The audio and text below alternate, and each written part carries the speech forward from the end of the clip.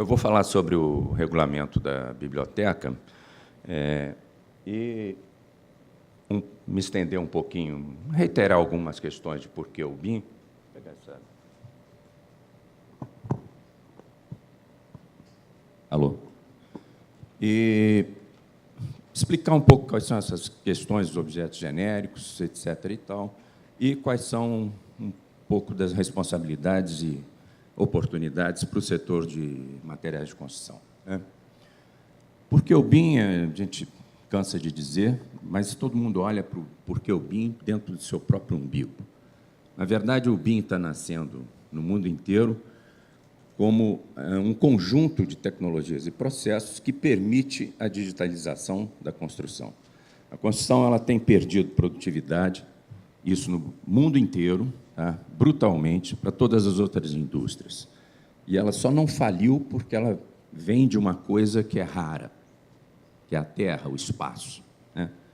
Mas agora a diferença está tão grande que ela precisa também se renovar, né? E isso tem sido feito através, como ferramenta para isso, o BIM é o caminho, né? Os benefícios, todo mundo já está aqui cansado de falar e de ouvir sobre isso, mas o que eu gostaria de ressaltar é o seguinte: é um conjunto de benefícios em que é um jogo de ganha-ganha. Todos os segmentos da construção têm ganhos, ainda que diferenciados. Uns ganhos mais do que menos, outros menos. Para alguns, como o setor do projeto, o investimento inicial é proporcionalmente muito pesado, mas, ainda assim, ele tem ganhos de produtividade muito expressivos, vamos dizer assim, né? E que dão um retorno satisfatório de investimento quanto a isso. Nos outros segmentos, os ganhos são ainda proporcionalmente maiores, né? Especialmente nas construtoras, né? Os resultados gerais do BIM é exatamente a acurácia no projeto, no gerenciamento e nos resultados de obra, ou seja, tudo isso que já se falou aqui. Então, nós estamos falando de utilizar o BIM para sobreviver. Não é simplesmente para ter ganhos, é para sobreviver num mercado competitivo. E nós, eu digo, o segmento da construtora, o setor da construção. E esse ganho de produtividade, ele vem exatamente de uma integração, que nos outros setores, na indústria aeronáutica, automobilística, essa integração é facilitada pela verticalização. Na construção, não. Nós temos segmentos totalmente dispersos e é muito difícil de integrar esses segmentos, né? Então, o que é que vai integrar isso, né? Como que a gente pode integrar esse setor? E o BIM vem como resposta para isso e através exatamente dos componentes BIM ou dos objetos BIM. O componente BIM é um conjunto de informações que nasce com o fornecedor de materiais de construção e que vai andando, vamos dizer assim, ao longo de toda a cadeia produtiva. Ele vai para o pessoal setor de distribuição, vai para o próprio setor de construção, até chegar lá na operação e manutenção, né? E depois no próprio usuário, no uso e manutenção também. Então, esse objeto, obviamente, ele vai sofrendo transformações ao longo desse processo. À medida que ele se desloca na cadeia, ele vai ganhando mais informações e algumas também vão deixando de ter importância. Mas, no entanto, eu preciso que ele tenha, desde que ele nasça, uma estrutura de dados que possa receber esses dados ao longo de toda a cadeia. Senão, aquela informação que foi colocada lá pelo fornecedor de materiais é capaz de se perder quando chegar aqui. Então, eu preciso que o fornecedor de materiais já comece estruturando esses dados, pensando na vida, em todo o ciclo de vida do produto que ele vai ter, até o uso e a manutenção. E isso vai ser incorporado à estrutura de dados deles, né? Esses objetos BIM, para quem nunca viu, quando você começa um projeto, são coisas desse jeito. Isso aqui é um template, um gabarito de projeto de início de trabalho, em que você tem os objetos que você vai colocar no seu projeto. Pode ser desde esquadrias, tá? Mas também simplesmente materiais. Isso é uma das coisas muito curiosas. Ainda essa semana, a Laura me dirigiu um questionamento. Será que um fornecedor de material de construção tem interesse em ter uma biblioteca BIM? E está aqui a resposta. Isso aqui são bibliotecas de materiais de construção. Argamassas, pisos, até tinta, né, existem dentro disso, né? É claro que eu tenho objetos genéricos, né, que são aqueles que servem para representar todos os objetos. E aqui é muito importante que a gente diga o seguinte: um objeto genérico não é uma coisa qualquer. Ele representa, ou deveria representar, o que existe no mercado, tá? Dentro daquele tipo. Se eu estou falando de um genérico de split de cassete, eu teria que colocar algo que pudesse ser substituído depois por qualquer um dos splits existentes no mercado, né? Então, não são objetos feitos de qualquer maneira, são objetos que, preferencialmente, deveriam ser desenvolvidos pelas suas associações, pelos seus sindicatos de fornecedores, de modo a que representassem realmente esse universo. E você vai evoluindo ao longo do projeto, incorporando mais informações e transformando esses objetos, então, num objeto complexo, suficiente para que ele seja executado, seja na obra ou seja na fábrica, né? Então, eu tenho vários tipos de objetos, pode ser desde um bloco, né, até objetos complexos, como um elevador. Nós temos objetos BIMs, elevadores, vamos dizer assim, em que eles, inclusive, verificam se eles estão adequados à capacidade de tráfego de acordo com a norma de cálculo de tráfego de elevadores. Óbvio que não é para aqui no Brasil, é para a norma americana. A cada objeto desse, então, eu tenho um conjunto de dados. Esses conjuntos de dados, eles estão estruturados desde o princípio de uma determinada forma. É claro que a gente sempre pode editar essa estrutura também, mas é muito mais trabalhoso. Normalmente, essa estrutura ela já tem que estar pronta. E, além do mais, é importante que essa estrutura seja a mesma e seja compreensível para todos os que vão trabalhar ao longo da cadeia de produção. Então, o que acontece é que, num objeto genérico, a estrutura de dados está basicamente em branco. Ela tem as dimensões, tem algumas características, propriedades de materiais, mas uma série de dados, como modelos de referência, desempenho, vão estar em brancos e vão estar preenchidos mais tarde, quando ele deixar de ser um objeto genérico, né?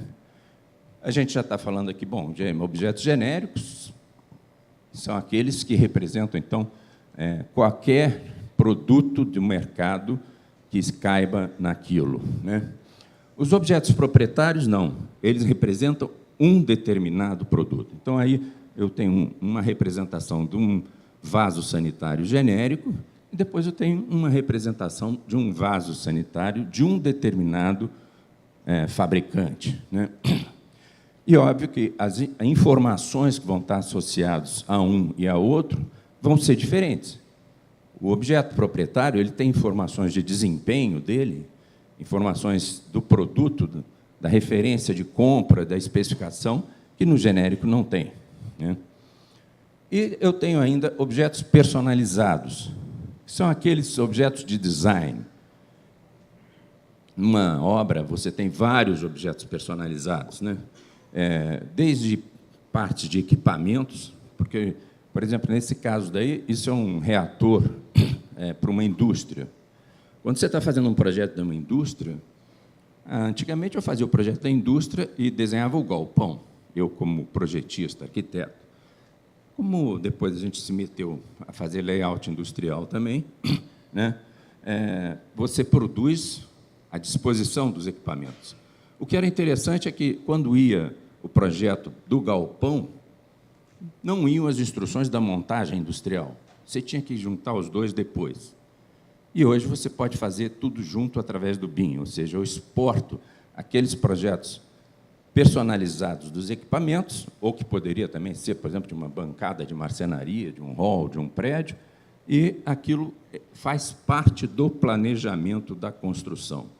Ou seja, a própria montagem dos equipamentos também. Isso elimina uma série de conceitos.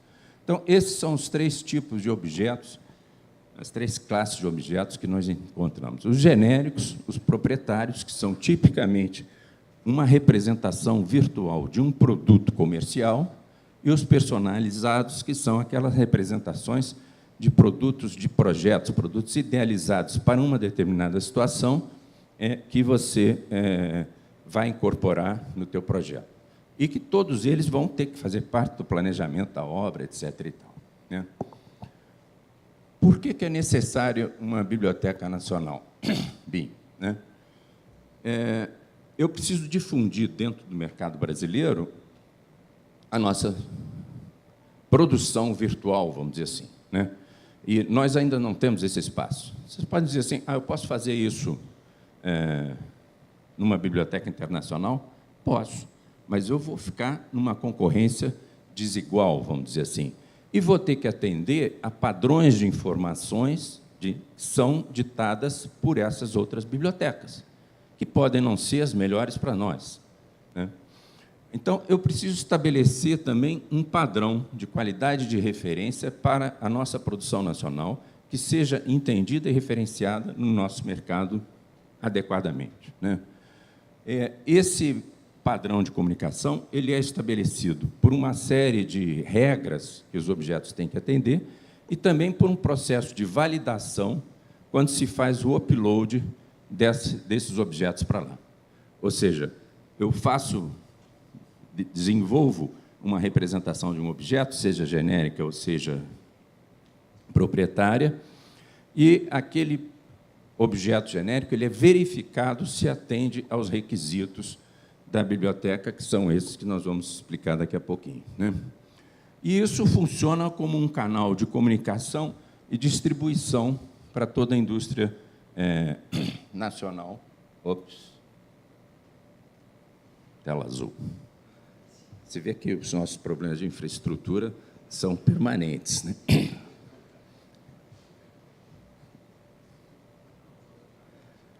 Esse canal de comunicação e distribuição, então, ele tem várias funções. Ele tem uma função de mercado, mas tem uma função de confiança também. E ele funciona também para um fornecedor de material de construção. Eu sempre digo que é uma espécie de cartório, de registro civil do produto dele. Porque um dos problemas que nós temos é que eu faço um objeto, e na nossa tecnologia atual de BIM, pode ser que isso mude ainda, ele pode ser facilmente alterado depois. Isso, aliás, é uma das grandes discussões que a gente teve, sobre a propriedade intelectual desses objetos. Quer dizer, eu faço um objeto, o arquiteto ou um instalador usa esse objeto no projeto dele, ele pode alterar esse objeto. Mas, se eu sou um fornecedor, eu não quero que ele altere, por exemplo, os dados de desempenho, porque os dados de desempenho são de minha responsabilidade, né? Então, eu preciso garantir que aquele objeto que foi feito download no dia 11 de abril tinha tais informações e tais informações não foram alteradas. Então, uma das grandes funções dessa biblioteca é ela garantir a integridade dos dados de quem está fornecendo esses dados também. Não só de quem está recebendo, mas de quem está fornecendo. Porque, senão, eu vou botar uma porta, depois eu digo que ela tem um excelente isolamento acústico, ou ela não tem, e ela é aplicada de modo errado, vamos dizer assim, equivocado, e, eventualmente, a consultora vai ser processada, porque aquela porta não teve aquele desempenho, mas disse, mas eu peguei o objeto, tinha tal desempenho. Mas é porque ele tinha sido alterado, né? Então, isso é uma das funções dela, né? Uma outra coisa interessante é as classes de modelagem. A modelagem é como você constrói um objeto. Um objeto ele pode ser de geometria bem definida, uma cadeira, uma tela, um split, mas ele também pode ter um objeto sem dimensão definida, que são esses materiais pisos, forros, tá? argamassas, etc. E tal, os revestimentos em geral, né? Mas eu preciso caracterizar as propriedades mesmo desses objetos sem dimensão definida. Daí a importância da biblioteca para esse tipo de material, né? Todos eles vão ser representados em formato nativo, seja qual for, e em formato IFC. Mesmo no caso de objetos dinâmicos, eu vou ter, dentro do IFC, vários exemplos daqueles objetos parametrizados, né? Além disso, vão ser aceitos os formatos adequados para a infraestrutura, em substituição ao IFC, até que saia o IFC versão 5, que vai ser o voltado para projetos de infraestrutura, para objetos de infraestrutura, né? Esses requisitos para os objetos BIM, então, são vários. Os primeiros deles são as definições geométricas, né?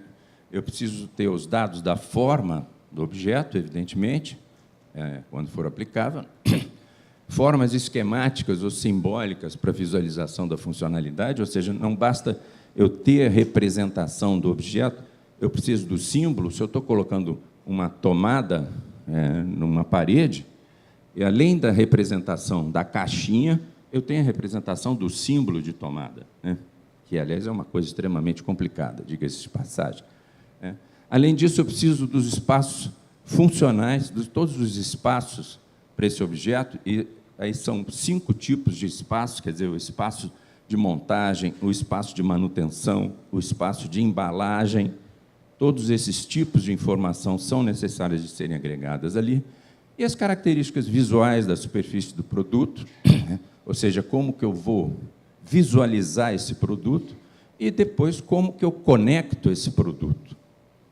Seja o produto que for, ele se conecta a outro produto dentro da construção. Pode ser através do ponto de conexão elétrica, de dados, pode ser uma conexão física, feita uma porta que tem que se conectar na parede, e por aí vai. Eu preciso também de requisitos de informação, que são as propriedades do objeto, e elas vão variar conforme cada classe de objetos. Por isso que é importante a gente classificar esse objeto corretamente, e nós seguimos aí os padrões da Industry Foundation Class, que são internacionais, e que definem quais são as informações mínimas que eu vou associar a cada gênero, a cada classe de objeto. Existem também requisitos específicos da Biblioteca Nacional BIM, né, que são campos de propriedade que a Biblioteca Nacional BIM está definindo como necessários, alguns deles bastante evidentes, como o autor, outros que são o código da Norma Brasileira de Classificação da Indústria da Construção, que é uma outra classificação adicional à classificação internacional, o Código Nacional do Mercosul, né, que já é visando a nossa distribuição dos objetos no mercado Mercosul, né? Os requisitos funcionais são os relacionamentos com outros objetos, seleção de variantes de produtos e de associação. Ou seja, eu tenho que dizer, uma porta ela tem que ser inserida numa parede e não num piso. Isso é um requisito funcional dela. Então, os objetos sempre têm um certo grau de inteligência. Metadados se refere, então, à nomenclatura dos arquivos, porque se você vai fazer uma distribuição de arquivos para todo o setor da construção, todo mundo tem que entender o que é aquele arquivo. Eu não vou botar um nome de arquivo gigantesco descrevendo tudo, porque vai ser difícil de operar depois, né? O controle da versão, porque é natural que todos os produtos sofram uma evolução, passem por uma evolução, então eu preciso ter versões diferentes daquele mesmo objeto, né? Os nomes dos materiais, nós temos também, dentro do sistema de classificação de informação, nomes padronizados de materiais e de compartimentos, né, inclusive. Então, alguma dos requisitos de funcionalidade são vinculados a compartimentos. Eu preciso que o software reconheça esses nomes. Então, para isso, os nomes têm que ser padronizados, né? E os requisitos de imagens quanto à resolução e proporção.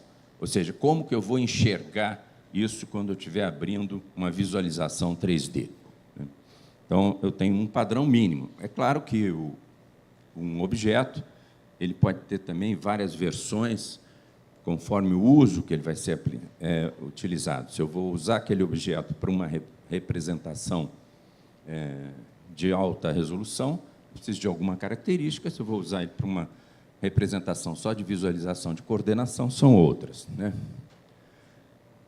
O importante é reiterar que a responsabilidade desses dados de produto e o desempenho do produto é do fornecedor. Ou seja, quando você está entregando um objeto BIM, você está entregando também um conjunto de informações que vão ser utilizadas em simulações, em análise de desempenho, seja para norma de desempenho habitacional, seja para avaliações de certificações, por exemplo, ambientais, né? E esses dados têm que ser exatos, vamos dizer assim, né? E a responsabilidade sobre esses dados é do fornecedor. E aí fica entendida a responsabilidade dos fornecedores de materiais de construção. Quer dizer, seja para desenvolver de modo... O ideal seria para desenvolver de modo conjunto esses objetos genéricos que correspondam realmente aos que existem no mercado, seja para fornecer os seus produtos de uma forma tal que eles possam percorrer esse longo caminho, desde lá do fornecimento da cadeia dentro da cadeia de construção, desde o fornecimento até o uso e a manutenção. Essa estrutura de dados ela tem que ser íntegra e tem que estar estabelecida de um modo homogêneo e aceito por todos. Esse regulamento, embora ele seja um regulamento voltado para a inserção de objetos na Biblioteca Nacional BIM, na verdade, ele pode vir a ter vários outros usos. Até mesmo dentro do sistema de compras governamentais, por exemplo, pode ser feita exigência, independente do objeto estar ou não dentro da biblioteca, que ele atenda aos requisitos do regulamento. Por isso, a gente espera, evidentemente, que ele seja muito discutido. Ele vai ser publicado na forma de uma portaria e não de uma norma, exatamente para que ele possa ser alterado, caso seja necessário, de um modo mais rápido, vamos dizer assim. E a gente espera que, em breve, né, em maio, isso esteja sendo publicado. Agradeço aí.